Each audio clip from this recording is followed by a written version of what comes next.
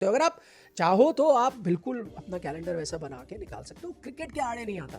आप 2-3 मैच खेलोगे, हम कौन सा कह रहे हैं पूरी रणजी ट्रॉफी सीजन खेलो यार। तो विलिंगनेस की ओवरऑल कह लें तो कमी है। विलिंगनेस इसलिए कमी थी 2-3 चीजें। एक, आपको लगा आप गेम से बड़े हो, आप किसी को अच्छा लगे ना लगे, सच्चाई है ये। आपको ये लगा कि यार यहाँ जाके मैं क्या सीख लूंगा।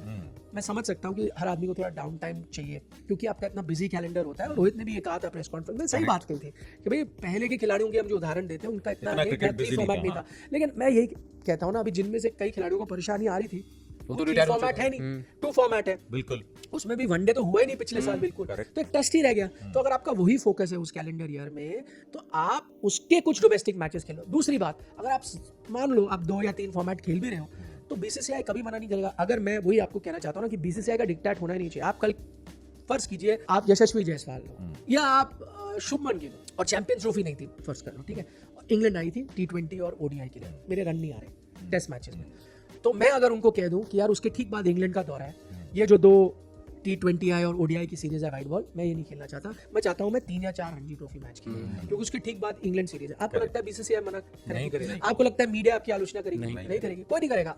आप सीधा सीधा कम्युनिकेट करो, बीसीसीआई सीधा सीधा सबको कम्युनिकेट करे कि भाई शुभमन ने कहा है वो इस साल इंग्लैंड का दौरा बहुत अहम है, वो उस पर फोकस करना चाहता है, 2 बायलैटरल सीरीज घर की वाइट बॉल मिस करना चाहता है, कोई परेशानी नहीं है। नहीं परेशानी है, लेकिन सवाल ये है ना कि मतलब जो खेलना नहीं चाहते डोमेस्टिक क्रिकेट, वो या फिर इतिहास को भी आप देखेंगे तो ऐसा बहुत कम ही हुआ होगा कि किसी ने इंटरनेशनल छोड़ करके डोमेस्टिक खेलने की इच्छा जाहिर करी होगी।